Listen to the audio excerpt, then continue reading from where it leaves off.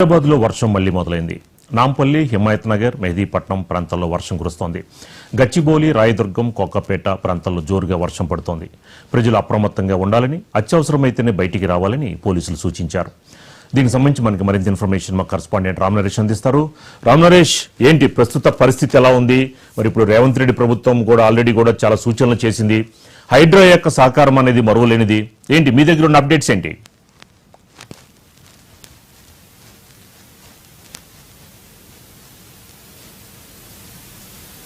హైదరాబాద్ సంబంధించి భారీ వర్షాలు కురుస్తున్నాయని చెప్పేసి రెడ్ అలర్ట్ కూడా ప్రకటించారు. వాతావరణ శాఖ ఏదైతే హెచ్చరికలు జారీ చేసిందో ఈ నేపథ్యంలోనే హైడ్రా బృందాలు కూడా మొత్తం కూడా అప్రమత్తమయ్యాయి.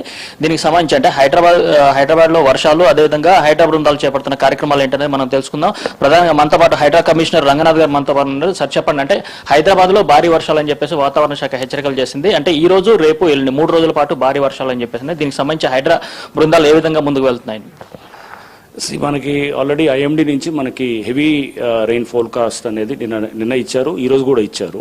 Especially northern part of Hyderabad and అట్లనే north west part of Hyderabad, ఈ ఏరియాస్ అన్నింటిలో కూడా మనకి పెద్ద ఎత్తున వర్షాలు పడేటటువంటిది ఫోర్కాస్ట్ అనేది ఐఎండీ నుంచి రావడం జరిగింది.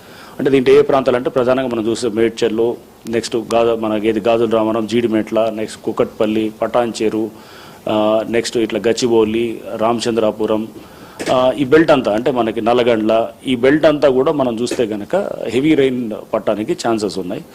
తక్కిన వాటిల్లో కూడా అంటే తక్కిన సిటీ అంతా కూడా ఇంకా ఇతర దీంట్లో కూడా మనకి హెవీ రెయిన్ ఉండడానికి ఛాన్స్ ఉంది. ఇక్కడైతే నేను చెప్పిన నార్థన్ పాకెట్స్లో ఎక్స్ట్రీమ్లీ హెవీ రెయిన్ ఉంటుందని చెప్పేసి మనకు ఫోర్కాస్ట్ వచ్చింది. సో దీనికి మేము ఆల్రెడీ మా దగ్గర 51 అటువంటి డిఆర్ఎఫ్ టీమ్స్ ఉన్నాయి, ప్లస్ 150 మాన్సూన్ ఎమర్జెన్సీ టీమ్స్, అంటే దాదాపు 251 టీమ్స్ ఉన్నాయి. ఇది కాకుండా ఒక 20 ట్రాఫిక్ టీమ్స్ కూడా ఉన్నాయి, అంటే టోటల్గా 221 టీమ్స్ ఉన్నాయి. మనం చూస్తే కనుక ఈ ట్రాఫిక్ వాటర్ లాగింగ్ పాయింట్స్ వచ్చేసి 450 దాకా ఉన్నాయి మొత్తం ఔటర్ రింగ్ రోడ్ దాకా. దీంట్లో మనం హైదరాబాద్ కమిషనరేట్లో 141 దాకా ఉన్నాయి. మనకి దీంట్లో మరీ ఇబ్బందిగా దాకా చూస్తే 50 దాకా మనకి మేజర్ వాటర్ లాగింగ్ పాయింట్స్ ఉన్నాయి. సో వీటిలన్నిటి దగ్గర కూడా మన టీమ్స్ని డిప్లాయ్ చేయటం, అక్కడ ఎటువంటి ఇబ్బందులు లేకుండా చూసుకునేటట్టు చేస్తున్నాం. అంటే ట్రాఫిక్ మూవ్మెంట్ కూడా సజావుగా వెళ్ళేటట్టు, వారు వచ్చిన వాటర్ని అంటే మనం చేయగలిగేది ఈ టైంలో ఏంటంటే వాటర్ని డ్రైన్ అవుట్ అవడానికి కొంత టైం ఇవ్వాలి.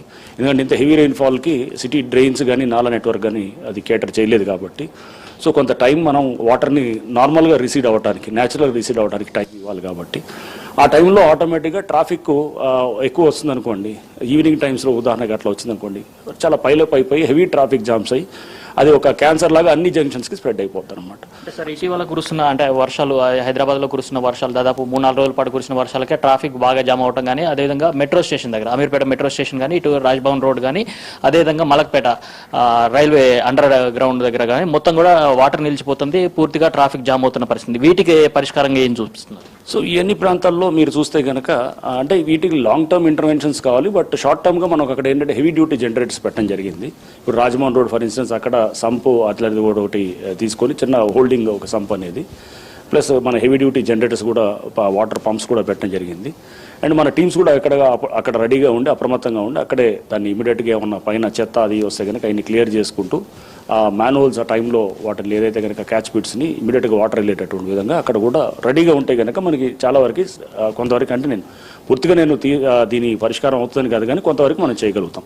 ఇదంతా కూడా డిపెండ్స్ ఆన్ ఎంత హెవీ రెయిన్ఫాల్ అనే దాన్ని బట్టి అండ్ ఎంత టైంలో పట్టిందనే దాన్ని బట్టి మనకి ఇది వస్తుందన్నమాట. సో ఇప్పుడు హైడ్రా అనేది రావడానికి ప్రధానమైన కారణమే ఇది అనమాట. దేశవ్యాప్తంగా కూడా ఫస్ట్ టైం ఇట్లాంటి ఇన్స్టిట్యూషన్ రావడానికి ఈ urban flood management, urban flood మిటిగేషన్కి ఒక సంస్థ ఉండాలనే దాంతో డిజాస్టర్ మేనేజ్మెంట్ కోసం తీసుకొచ్చింది. సో ఎంక్రోచ్మెంట్స్ని అడ్రస్ చేయడం ఇవన్నీ కూడా దీంట్లో భాగమే అనమాట. సో మనం అంటే లార్జర్ ఇష్యూస్ చూసినప్పుడు ఒక దీర్ఘకాలిక ప్రణాళికతోటి మనం పోవటం అనేది. బట్ ఇప్పుడు మనకి ఇచ్చిన ఈ ఫోర్కాస్ట్ ఈ 2 రోజుల్లో మనం చేసేది షార్ట్ టర్మ్ స్ట్రాటజీస్ అనమాట. షార్ట్ టర్మ్ మేనేజ్మెంట్ ఏంటంటే ఈ వాటర్ పంప్స్ పెట్టుకోవటం, సిబ్బందిని అప్రమత్తంగా పెట్టుకోవటం, క్యాచ్ బిట్స్ అన్నీ కూడా ఎప్పటికప్పుడు క్లీన్ చేసుకొని పెట్టుకోవటం, నాలాస్లో కూడా ఎక్కడైతే సిల్ట్ డిపాజిట్ అయిందో దాన్ని ఇమీడియట్గా మనం ఫెయిర్ వెదర్ ఉన్నప్పుడు మేమంతా క్లీన్ చేసుకోవటం, ఇవన్నీ షార్ట్ టర్మ్ స్ట్రాటజీలో భాగంగా చేస్తున్నాం.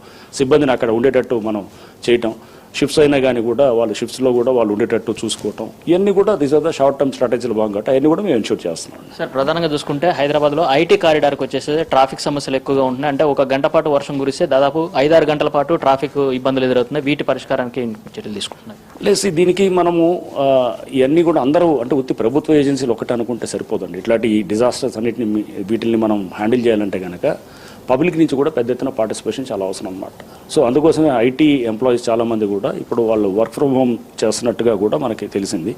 సో అది కూడా మనకి ఏంటంటే ఇట్లాంటి హెవీ రైన్ ఫోర్కాస్ట్ ఉన్నప్పుడు వర్క్ ఫ్రమ్ హోమ్ చేయటం, తద్వారా మనకి రోడ్డు మూవ్మెంట్ తగ్గినప్పుడు అది కూడా డెఫినెట్గా మనకి బెటర్గా ఈ డిజాస్టర్ని హ్యాండిల్ చేయడానికి మనకు దోహదపడుతుంది అనమాట.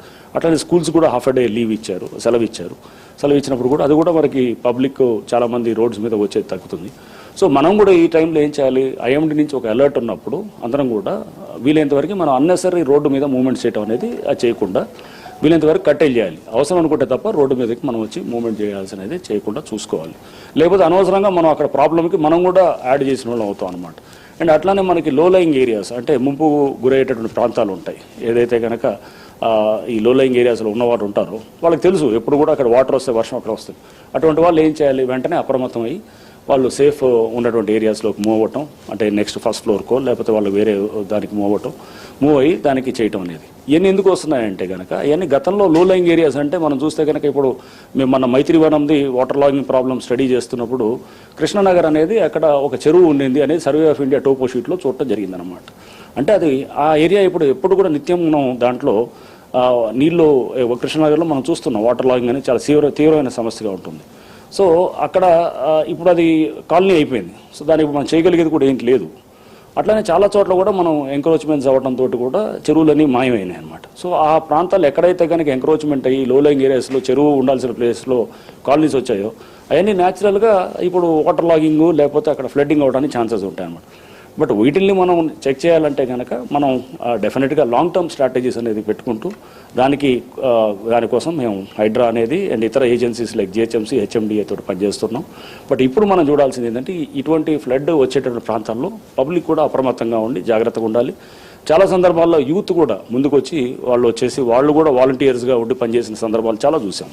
నేను గతంలో వరంగల్ పోలీస్ కమిషనర్ ఉన్నప్పుడు కూడా 2023లో పెద్ద తీవ్రమైన ఫ్లడ్ వచ్చినప్పుడు వరంగల్ సిటీలో అప్పుడు కూడా అక్కడ చాలామంది యూత్ ముందుకు వచ్చి వాళ్ళు స్వచ్ఛందంగా రెస్క్యూ రిలీఫ్ ఆపరేషన్ వాళ్ళు కూడా భాగస్వాములు అయ్యారు.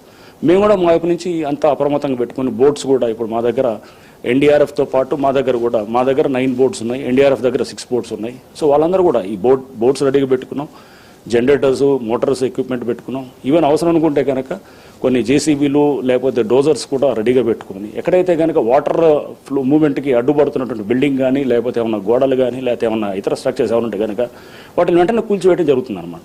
సో చేసేది ఎందుకంటే ప్రాణాల కన్నా ఆస్తి నష్టం కన్నా ప్రాణ నష్టం కన్నా ఇంకా ఏది ముఖ్యం కాదు. ఈ టైంలో మనం వాటిని కాపాడటం చాలా ముఖ్యం అనమాట. సో ఈ సందర్భంలో ఇమీడియట్ ఇది చేయటం కూడా జరుగుతుంది. సో బట్ ఏదైనా కానీ కూడా పబ్లిక్ అందరూ కూడా సహకారంతో మనం అందరం కూడా ఇట్లాంటి విపత్తులు వచ్చినప్పుడు లేకపోతే ఇట్లాంటి అలర్ట్స్ వచ్చినప్పుడు వార్నింగ్స్ వచ్చినప్పుడు మనం ఏదైతే ఐఎండి ఇచ్చేటటువంటి వార్నింగ్స్ని సీరియస్గా తీసుకుంటూ మనం అందరం కూడా యాక్ట్ చేస్తే కనుక డెఫినెట్గా దీన్ని హ్యాండిల్ చేయడం బెటర్గా చేయొచ్చని నా అభిప్రాయం. సార్, ఇంకోటి ప్రధానంగా మొన్న సీఎం అమీర్పేట రావడం జరిగింది, అక్కడ మీతో కూడా మాట్లాడటం జరిగింది. అదే నిన్న వర్షాల మీద కూడా రివ్యూ చేశారు. ఏ శాఖలతో మిమ్మల్ని కోఆర్డినేట్ చేసుకోవాలని చెప్పేసి అని చెప్పారు. ఇప్పుడు మీరు చూస్తే కనుక మనం శాఖలన్నీ కూడా మేము ఇందాక టెలికాన్ఫరెన్స్ కూడా పెట్టుకున్నాం. జిహెచ్ఎంసీ కమిషనర్ గారు అంటే జిహెచ్ఎంసీ సిబ్బంది, ట్రాఫిక్ వాళ్ళు అండ్ అట్లానే ఇతర విభాగాలు అందరితో కూడా మేము సమన్వయం చేసుకున్నాం. నిన్న ముఖ్యమంత్రి గారు కూడా మాకు వీడియో కాన్ఫరెన్స్లో అన్ని విభాగాలతో కూడా మాకు ఆదేశాలు ఇస్తూ అన్ని విభాగాలకు కూడా డైరెక్షన్స్ ఇస్తూ చాలా నిర్దిష్టమైన ఇన్స్ట్రక్షన్స్ ఇవ్వడం కూడా జరిగింది. దాంట్లో భాగంగా పోలీసు, ట్రాఫిక్, జిహెచ్ఎంసీ అండ్ అట్లానే ఎస్పీడీసీఎల్ అంటే ఎలక్ట్రిసిటీ, ఈవెన్ మనకి వాటర్ బోర్డు వాళ్ళు డ్రైనేజ్ సంబంధించింది అండ్ హైడ్రా ఇవన్నీ కూడా కలిసి ఒకదాని కిందకి పనిచేస్తూ ఒకే సమన్వయంతో ఉండాలి. ఎక్కడ కోఆర్డినేషన్స్ ఇష్యూ రాకుండా ఉండాలి. అందుకు కంట్రోల్ రూమ్ దగ్గర కూడా మన కోఆర్డినేషన్ ఉండేటటువంటి విధంగా కూడా మేము కోఆర్డినేట్ చేసుకుంటున్నాం. సో ఎక్కడ కంట్రోల్ రూమ్స్లో గ్యాప్ రాకుండా ఉండేటటువంటి విధంగా కూడా మేము అక్కడ చేస్తున్నాం. అధికారులు ఫీల్డ్ లెవెల్లో ఉండే అధికారుల దగ్గర కూడా గ్యాప్ రాకుండా ఎప్పటికప్పుడు మేము కూడా నిరంతరం పనిచేస్తున్నాం. అలాగే హిమాయత్ సాగర్కి సంబంధించి గేట్లు ఓపెన్ చేశారు, అక్కడ కూడా వాటర్ వస్తుంది. అదేవిధంగా ఇప్పుడు మనకి ట్యాంక్ బండ్ దగ్గర నుంచి కూడా వాటర్ రిలీజ్ అవుతుంది. మూసీ పరివాహక ప్రాంతంలో చాలా అంటే నిన్న ఫ్లో ఎక్కువగా ఉంది, ఈరోజు కొంత తగ్గినప్పటికీ మళ్ళీ ఈరోజు నైట్ వర్షాల నేపథ్యంలో మళ్ళీ పెరిగే అవకాశం ఉంది. ఈ పరివాహక ప్రాంత ప్రజలకు మీరు ఇచ్చే సూచనలు ఏంటి? ఆల్రెడీ మీరు చూస్తే కనుక హిమాయత్ సాగర్ నుంచి పెద్ద ఎత్తున కూడా వాటర్ రిలీజెస్ జరుగుతున్నాయి. అది కూడా మొత్తం రిజర్వాయర్ నుండి వాటర్ రిలీజెస్ గత కొన్ని రోజులుగా జరుగుతున్నాయి. ఆల్రెడీ అలర్ట్స్ దానికి మీరు వాటర్ బోర్డు ఇవ్వడం జరిగింది, మన ఇంటిగ్రేటెడ్ కమాండ్ కంట్రోల్ సెంటర్ నుంచి కూడా ఇవ్వడం జరుగుతుంది. సో అలర్ట్స్ అన్నింటిని కూడా తీసుకుంటూ దీంతో పాటు మనకి నాలాస్లో కూడా పెద్ద ఎత్తున కూడా వాటర్, ఎందుకంటే చాలా చెరువులు నిండిపోయి ఉన్నాయి, ఆ వాటర్ కూడా అంతా రిలీజ్ చేస్తున్నారు. నాలాస్ పొంగి పొల్లుతున్నాయి, రిజర్వాయర్స్ కూడా పొంగి పొల్లుతున్నాయి. కాబట్టి ఈ నాలాస్ దగ్గర ఉన్న ప్రజలు కూడా వాళ్ళు కూడా అప్రమత్తంగా ఉండాలి. అనవసరంగా నాలాస్లోకి చెరువుల్లోకి వాళ్ళు మూవ్మెంట్ చేయడం అనేది చేయకుండా ఉండాలి. బ్రిడ్జెస్ దగ్గర కూడా అప్రమత్తంగా ఉండాలి. ముసరంబాగ్ బ్రిడ్జ్ మీరు చూశారు, దాదాపు బ్రిడ్జ్ దాకా వాటర్ ఫ్లో అవుతుంది. బ్రిడ్జెస్ మీద మూవ్మెంట్ చేయడం అనేది కాకుండా కాజువేల్ మీద మూవ్మెంట్ చేయకుండా, అప్పటికి పోలీసు వాళ్ళు అక్కడ రెగ్యులేట్ చేస్తున్నారు, అక్కడ బ్లాక్ చేశారు. సో మనం కూడా అనవసరంగా అంటే ఎక్కడో ఏదో మనం వెంచర్ అవుట్ చేయాలనుకున్నప్పుడు అక్కడ ఇబ్బంది పడే పరిస్థితి రాకుండా, మన ప్రాణాల మీద తీసుకొచ్చేటటువంటి కాకుండా చాలా జాగ్రత్తగా అప్రమత్తంగా రెస్పాన్సిబుల్గా బిహేవ్ చేయాలని కోరుతున్నాం అన్నమాట. హైడ్రా కమిషనర్గా ఇప్పుడు భారీ వర్షాల నేపథ్యంలో ప్రజలకు ఇచ్చే సూచన ఏంటి? మేము ఒకటేనండి, మీరు అలర్ట్స్ని సీరియస్గా తీసుకోండి. ఐఎండీ అలర్ట్స్ ఇచ్చారు, వాళ్ళంతా కూడా ఈరోజు ఈవినింగ్ నుంచి వర్షం ఉధృతంగా ఉండడానికి ఛాన్సెస్ ఉందని అంటున్నారు. సేమ్ ఇందాక ఏదైతే కనుక ఉన్నారో అన్నెసరీ మూవ్మెంట్స్ చేయొద్దు. ట్రాఫిక్కి మీరు యాడ్ చేసి ఇంకా ట్రాఫిక్ ఇష్యూస్కి ఇంకా మనం జటిలం చేయకుండా ట్రాఫిక్ మూవ్మెంట్స్ తక్కువ చేయాలి. వర్క్ ఫ్రమ్ హోమ్ ఏదైతే మీ కంపెనీస్ ఉన్నాయో అటువంటి వాటికి చేయొచ్చు. నెక్స్ట్ దీంతో పాటు మనకి లో లయింగ్ ఏరియాస్లో ఉన్న వాళ్ళు కూడా వాళ్ళు వెంటనే వాళ్ళు అప్రమత్తంగా ఉండి జాగ్రత్తగా ఉండాలి. వాళ్ళు ఎక్కడ కూడా లాస్ ఆఫ్ లైఫ్ లేకుండా, లాస్ ఆఫ్ ప్రాపర్టీ లేకుండా వాళ్ళ వైపు నుంచి కూడా వాళ్ళు చర్యలు తీసుకుంటే కనుక హైడ్రా నుంచి మేమంతా కూడా మా బృందాలన్నీ కూడా ఉంటాయి. మీరు కాల్స్ అన్నిటి కూడా డిఆర్ఎఫ్ కంట్రోల్ రూము నిత్యం 24/7 ఉంటుంది. మా సిబ్బంది కూడా అన్ని షిఫ్ట్స్లో round the clock next 3 days కూడా ఉంటారు.